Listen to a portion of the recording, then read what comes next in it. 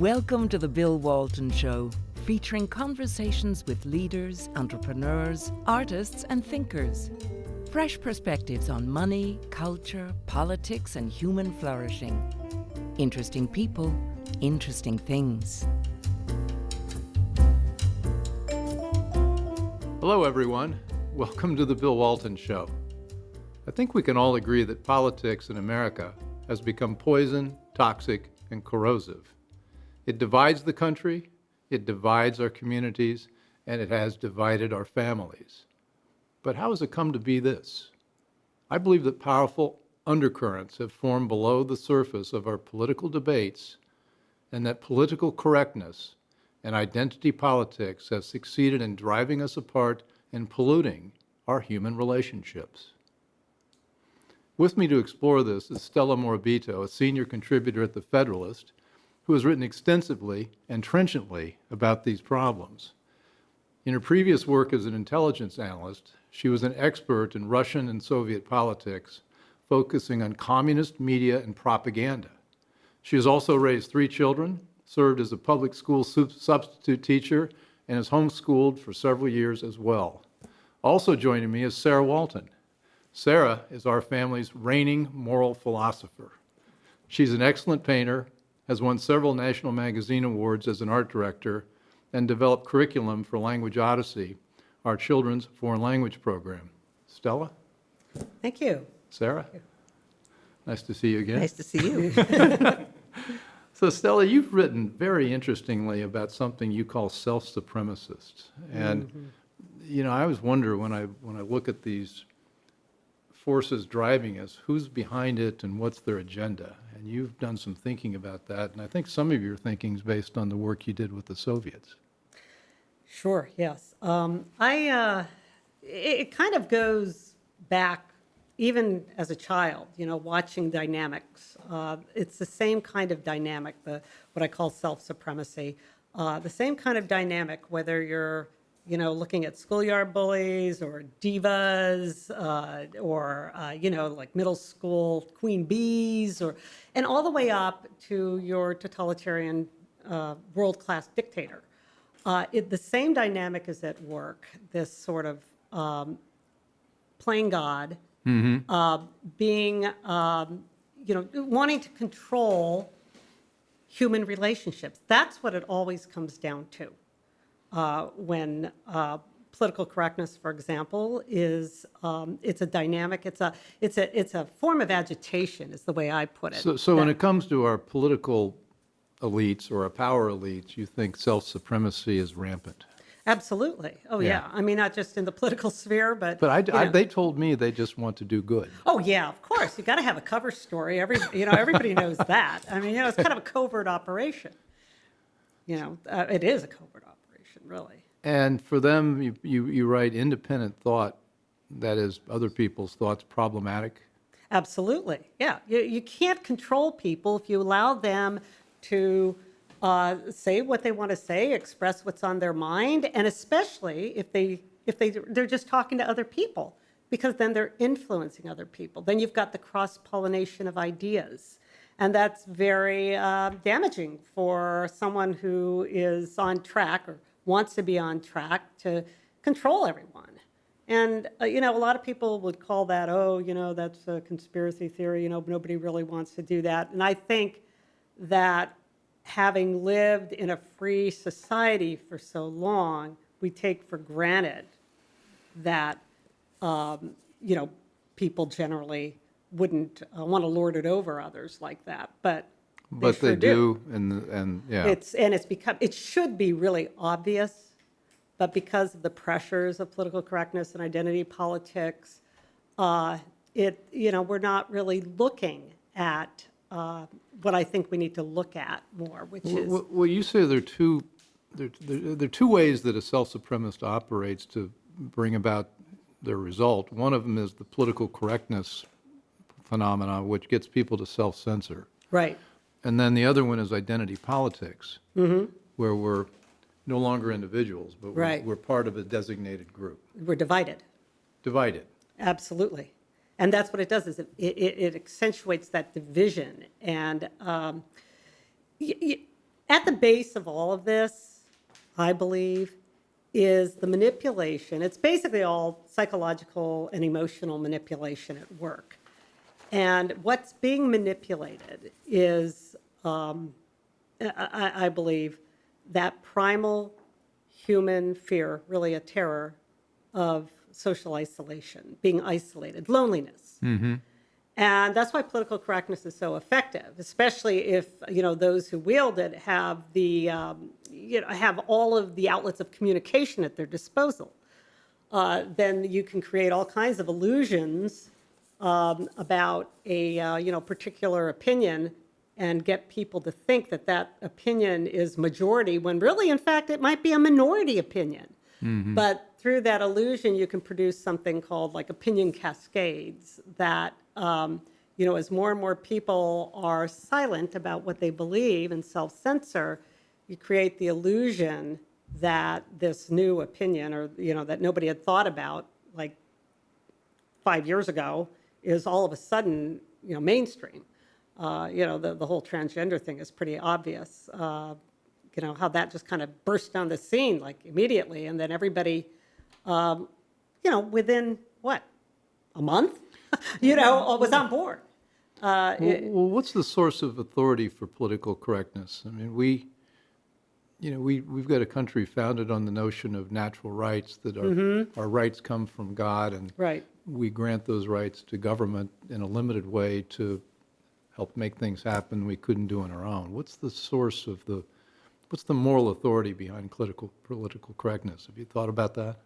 What's the source of it? I mean, who wields it? I mean, Yeah. just to base it. Who are these people? Yeah, the power elites. I Yeah. mean, those who pretty much run the media. I call it HAM, Hollywood, Academia, Media. Okay. And then, the halls of Congress. It's actually very, unfortunately, contagious kind of a impulse. And our founders knew that. That's why they put all these checks and balances in place. They knew that. They knew that tyranny was just so second nature. And so anyway, I think most people who are on board with political correctness, they're not really the power elites or those for whom it would make a huge difference in their influence or status. But it's just a kind of a, I hate to say, almost natural kind of status-seeking contagion that catches on. So it's all self-referential. It's a group identity, and you fall into the group, and there's no other authority besides the people in charge. Sarah, you were talking earlier about something you read from Solzhenitsyn about driving God out of the well, that's public what square. I think. About 20 years ago, there was a big push to get rid of the 10 Commandments in all public spaces. And I said at the time, which commandment really do you find so insulting that you just can't see it?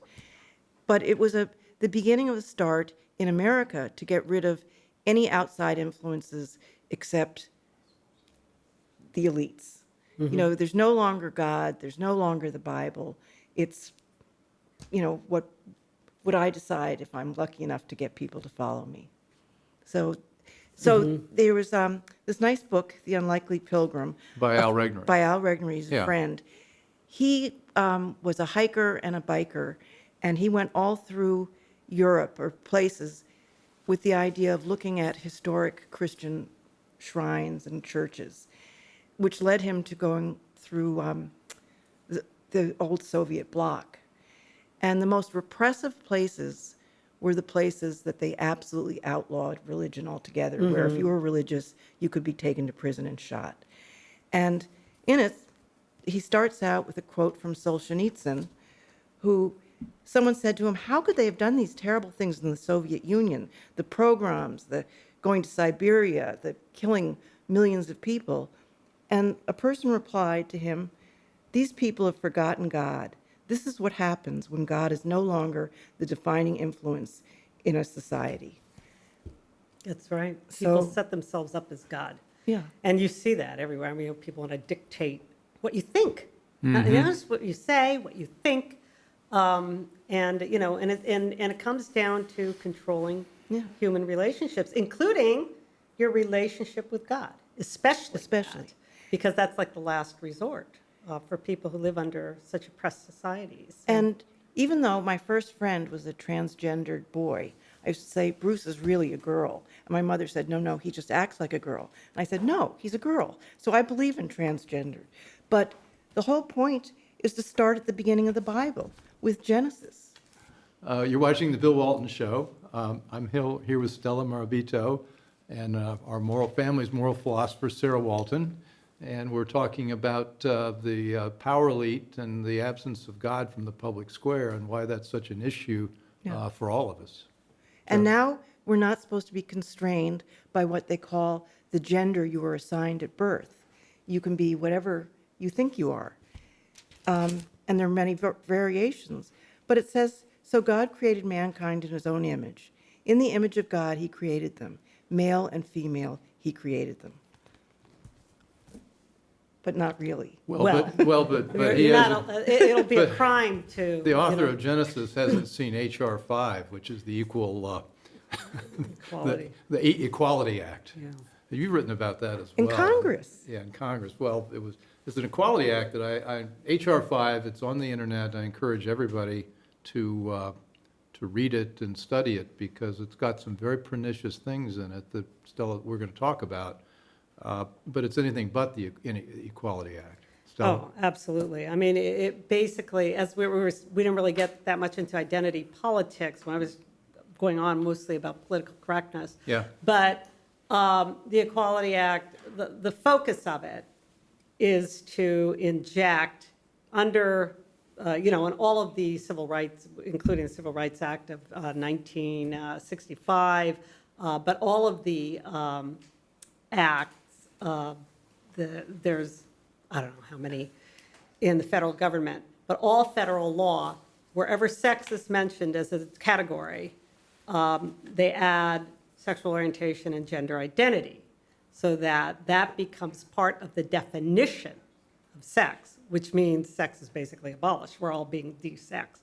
I mean, if you look at the reality of it, that's really what it means.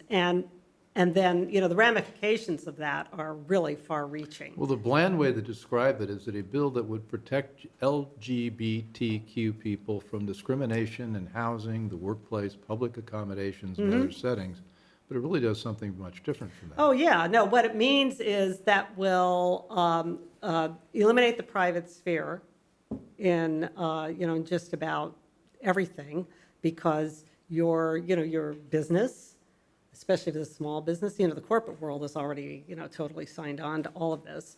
But housing, everything, every public accommodation that they claim, you can't discriminate, basically means that you have to eliminate that, that belief that in what you just said, that there is male and female. And like I said, there's just things are coming at us from so many different directions. It's a whole barrage of censorship, control, especially control over human relationships. I wrote a piece a while back called Bait and Switch, and this was before even Obergefell came on the scene. And, the transgender thing was just kind of in the, it was part of the Trojan horse of all of that. And what that does, gender ideology, is one of the big repercussions of it is to deny male and female, once you've denied that there is such a thing as, biological sex, then you work on the relationships. What the government is doing, and there are some applications now where mother and father are no longer on the documents. And so you get to the point where male, female, meaning mother, father, all of the relationships will no longer be legally recognized. Mother, father, husband, wife, son, daughter. Well, the thing that's interesting about this is that whether you're discriminated against or not depends on perceptions. Exactly, And so there's no objective standard. It's whether you feel, right, or I feel, Right. that you've offended me in some way. And so there's no standard, there's no due process that's possible in this situation. It becomes sort of arbitrary whether somebody agrees with your feelings or not. and where does And that you wrote leave about you? the Kavanaugh hearing, it's a lot like that. Right. I mean, you are set up for defamation at the whim of whoever's controlling these definitions. And the definitions, are totally at the discretion, if you want to use that word, of whoever's in charge of them. So it's a very open-ended law, God forbid it becomes a law, open-ended bill that really allows whoever's in charge to call all the shots on, what's legal in terms of, Every relationship. yeah, Well, it's, I don't know where to go with this, but all of us have friends who are gay. That's not in itself a bad thing, but what we've done here is we've created a protected class. And I think one of the points you've made is this is really just a chosen protected class for now. And what it really does is it breaks up all the guidelines, the rules of law, the clear Right. outlines of what, the bright lines, those are gone. And so you've really put your fate in the hand of whoever in Washington and whatever bureaucracy decides you've done a good thing or a bad thing. Right, So it it's like- erases the rule of law. Right, it's like that social credit system in China. It sets up something like that, where your access, not as a, say, LGBT person, but as just a citizen, your access to all of the services or the, housing or, every sector, health, medicine, whatever, will depend on your compliance and conformity. Conformity is a big word that I should have been using more. And it's meant to enforce conformity with, So with just to populace. remind, the social credit system, we've done some shows in China, and they have like 27 million facial recognition cameras in China. Really, yeah, And they've got right. 500,000 internet police, and they monitor people, everybody's activities on the internet, monitors where they go, who they talk to in the Right. street. I mean, you can't literally monitor that, everybody in real time, but you've got a record of everything. And they keep track about what Right. is what good thing you've done that the Communist Party would like, or what bad thing that Right. the Communist Party wouldn't like, and they keep an actual record. Yeah, And if your score gets too low, you can't get married, you can't keep a job, you become a non-person. that's right. And mobility is another big thing. You can't get go on the from train. Yeah, you can't. Yeah, you can't go to another city. So it's really a trap, and under the guise of, equality, But- under the but, guise. you call out this notion of a designated victim group. Oh, yeah, yeah. But who are the victims? I mean, the victims really end up being those who are silenced and not able to, live and let live. Well, if we're keeping track of this, I need to understand intersectionality. That's a new, Oh, I'm just another- beginning to learn about this world as I research Well, the show. What yeah. is intersectionality? Well, this is a theory. It's actually 30 years old, but it's kind of come hard on the scene. I wish I remember the name. I think her name was Crenshaw, Kimberly Crenshaw. Some professor wrote a paper years ago, in the 80s, about how when you have a victim class, there's more to it than just black and white, or male and female, or all the different classes. There's intersections of your victim status. So, for example, if you belong to a minority in terms of not just race or religion, but if like you're not a native English speaker or your socioeconomic class is lower or whatever, you get more like victim points. And, and so that means that, you are more oppressed. And so the whole idea of like white privilege came out of that too. By the way, white privilege, the whole privilege theory, I think, again, comes right down to relationships. I think what privileges every human being more than anything else is having a strong family and strong friendships and strong relationships. That's what we really get all of our connections, our power, in a good way from. And so if you're going to break up the family, have policies that break up the family, miseducate kids, basically program them in schools rather than, allow them their natural curiosity, all these kinds of programs that create all sorts of alienation and loneliness, then,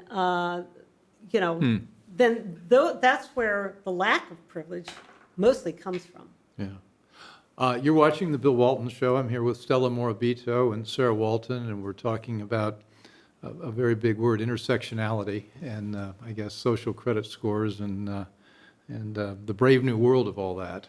It's a little terrifying. But it brings to mind, we've talked before, your notion that you can divide people not into left and right, or one class or another class. You call them pro-thought and anti-thought. Yeah, I think it would behoove us to think of two political camps now as being either pro-thought or anti-thought. Okay. Free thinkers or thought policers. I think that's just where we are now. Conservative, liberal, left, right, all that, those are just like labels that don't really tell us much except try to pigeonhole. Mm-hmm. And the First Amendment is all about freedom of thought. I mean, that's the basis of free expression. And so, if you're going to be a self-supremacist, you're going to want to wipe that out. And we're seeing that happening, with laws such as that, the Equality Act that you had mentioned before. Well, I would remind people watching that the Equality Act passed the House of Representatives, and if it were not for the Republican majority in the Senate, it'd be law of the land. I don't think Trump would sign it, but it's... Which everybody should go on the internet and read the law. Well, I think people should also understand, a lot of, what's behind it. Because the law itself, a lot of people say, oh, yeah, no big They're nice deal. people, let's do nice things. Everybody, But they don't realize that what it does is it, as I've said before, desexes everybody. And when you've desexed an entire society, which is what gender ideology is all about, is telling people that they basically, their biological sex is meaningless. Everybody's kind of living in a fog, and there, like you said, there's no bright lines, and it interferes with human relationships. Sarah, thoughts? They're undermining all authority except their own. Yes. So first they're taking out religion, the Bible. They're also undermining mothers' first things they tell their children. The very first thing to keep their little children safe: don't take candy from a stranger. Mm-hmm. Free education, free this, free that. There's going to be nothing to pay for that. And the other thing a mother says very early on is look carefully both ways before you cross the street. Mm-hmm. Think, don't rush in. Mm-hmm. So they're taking out the most basic common sense advice. Yeah. Just trust me. Oh, yeah. Yeah. And well, not only that, but in the schools, the authority of parents is, being increasingly undermined by so many of these weird curricula, one of which is called social and emotional learning. We didn't even get into that, and I don't know that we have time, but that's something Weigh in with social and emotional learning. It's a new curriculum. Yeah. Well, I don't know how new, but that is really, I call it social and emotional programming or social and emotional engineering, which is intended to teach kids how to relate to others, and it's supposed to be big on self-esteem and all of that. But but empathy, and it's really just another social engineering a big one that's coming in into all the schools through with vague Common Core. subjective metrics that somebody's just decided this is a Oh, good. absolutely. Okay, It gives, yeah. it's a total monopoly Yeah. on, what is taught and, what, and, who controls what the kids are learning in terms of social and emotional.